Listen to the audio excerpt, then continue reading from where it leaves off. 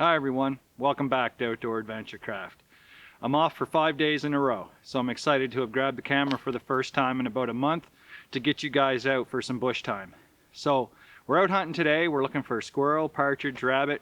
There won't be many days left of partridge hunting. It's over on December 31st.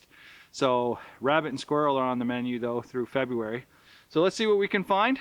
Thanks for joining me here today, guys. Welcome back to Outdoor Adventurecraft.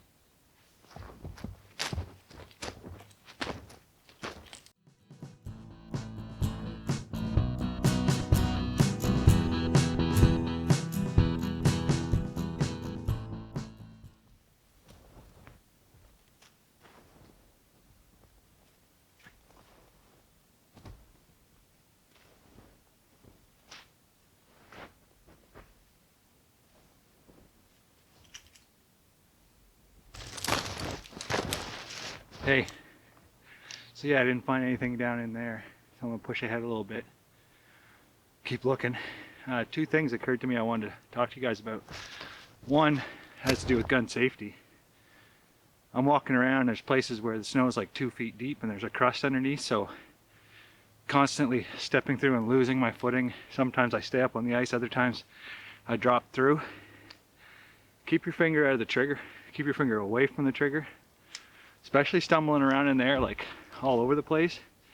If you've got your finger anywhere in there, you're liable to shoot your head off. My safety instructor when I took my course told me your thumb and your pointing finger should be best friends. They should be together. And he said just keep them together there around the stock of your gun. Keep your safety on until you're ready to fire. So just watch out for that, especially on uneven, rolling, icy, snowy terrain. Just be careful. The other thing I was going to say is about gun maintenance. One of the things I did before I headed out today was I gave my gun a real good oiling, a real heavy oiling. You know, you can see all over it, there's water droplets coming down from melting snow, chunks of snow falling out of the trees. Give your gun a real good oiling before you head out on a day like today. When you get back, you can clean it up and give it a light coat. So yeah, let's go. Let's keep looking. So here's a hot tip for all you photographers and filmmakers out there. Try not to drop your camera in the snow. I was just about to shoot myself walking through this nice little spot with the sunlight coming in, and I wanted to lift the camera. I wanted to get the angle right, and I undid the quick release and the camera just went poof. So here's to it working for my next film shoot. But I used the dead cat to brush all the snow off it, and it's so packy. It just stuck right to it. So anyway, here's to it working. If the lens is a little foggy, forgive me. Let's get going.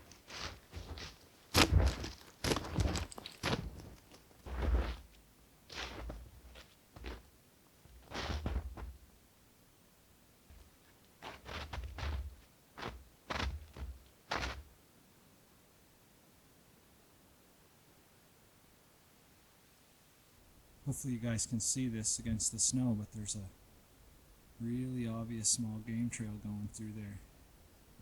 See that opening? Be a great place to set a snare. You can see the trail coming right through. It's under the snow a bit there because we had a little snowfall last night. Look for stuff like that and notice how it's naturally closed in on the right and the left.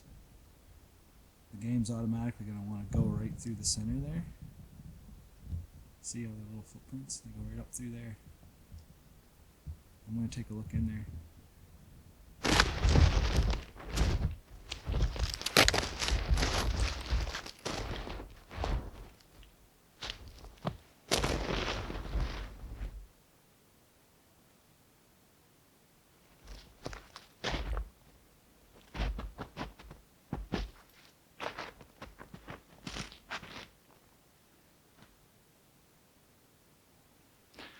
Good trapping spot, not really a good hunting spot.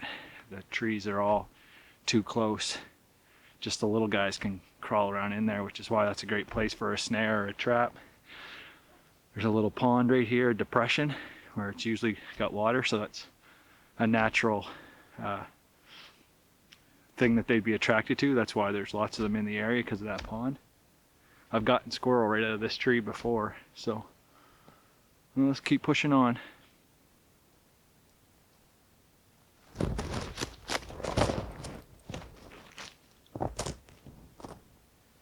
Safety's on. And synthetic stock's nice for hunting in the woods. You can pound it down in the snow and not have to worry about it. One thing I like to do when I'm out hunting is sometimes just stop and chill out, because you never know what's going on right around you. Sometimes you're kind of eagerly pursuing, and maybe something doesn't know you're there and it's coming towards you, right? So I don't mind coming out on a day like this and blanking out, you know, not getting anything. Lots of times I go hunting, I don't get anything. I mean, I can go to the grocery store and get fed. I'm not out here lost, depending on finding it. I like game meat. I like it as a treat. But I'm just glad to be able to get out, spend some time, chill out, talk with you guys. Haven't been out since last month. So yeah. I appreciate you guys watching. I just up over 1,300 subscribers now. It's my first year, and you know, having you guys support me has been awesome. I mean, it's about to turn 2017, and you know, I got about 33 videos, 32 videos out, and 1,300 subscribers, and more importantly, you guys are engaging me and, you know, commenting, and we're talking, and you know, it's great. It's everything I could have hoped for. All the reasons I wanted to start my channel, you know, to get to know the people out there that were in the community and enjoyed the, you know, practicing survival and bushcraft skills and hunting, and it's really cool. So yeah, I'm just going to chill out here for a bit and see if anything comes along, and we'll catch up with you in a bit.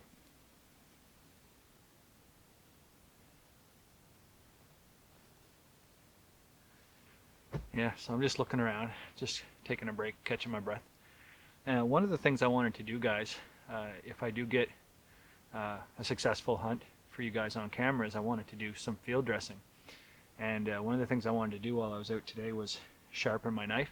I have my Camillus Bushcrafter with me today and some olive oil. I use olive oil on my knife just in case I want to eat with it. I don't like the taste of gun oil or anything like that. But yeah, I use oil on my whetstone instead of water. Once you do use oil, though, obviously you can't go back to using water on it again. But just oil it up a little bit. And now me, I start with little circles.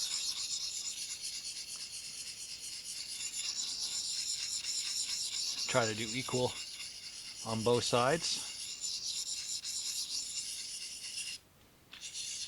I won't just sharpen it on camera here all day for you, but like I say, I'll do it on both sides. I might go back and forth 4 or 5 times. Try to make them more like ovals, the blade going back and forth. But yeah, after I've done that for a while, I'll do long draws to clean it up. And like I said, I'll repeat that process quite a few times. You want a really sharp knife for skinning, because you're trying to cut through all the hair and stuff like that before you even get to the leather. So the tip especially, you want to spend some time on if you're going to have to dress out an animal. So yeah, I'm going to get moving here again in a sec after I finish sharpening my knife, and we'll see you in a bit.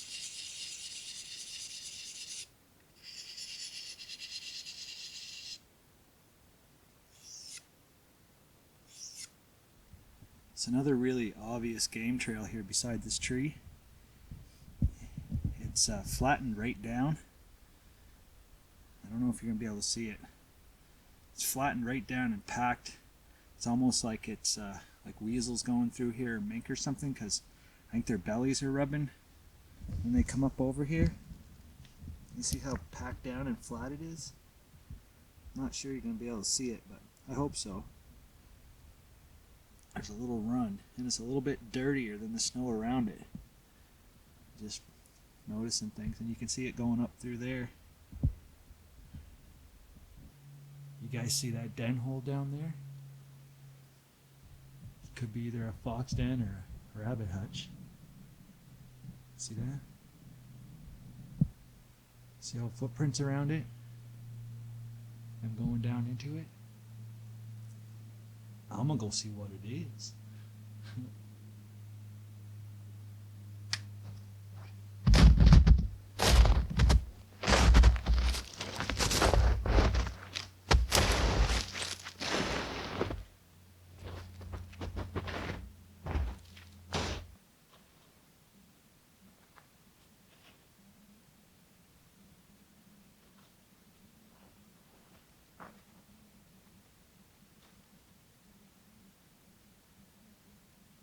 So yeah, you can see the place is just littered with rabbit tracks. And you can see the coloration of their feet just under the dusting of snow going in. And right over here, it's right obvious. I'm going up in there. You can see that discolored track running right through here. Yeah, most of you hunters know exactly what you're looking at, but if you're looking to get into looking for a rabbit and stuff, through here and over there, there's another real nice hutch there too. Clump of roots falling over, they can go in for shelter. But yeah, this whole area, they've chewed the bark right off that tree. Great place to set up snares. It's kind of sheltered because it's got like a hill around it and stuff, so the wind would be low. Oh, perfect little spot. Surprised I'm not tripping on them. Little buggers are hiding. They're all white and camo.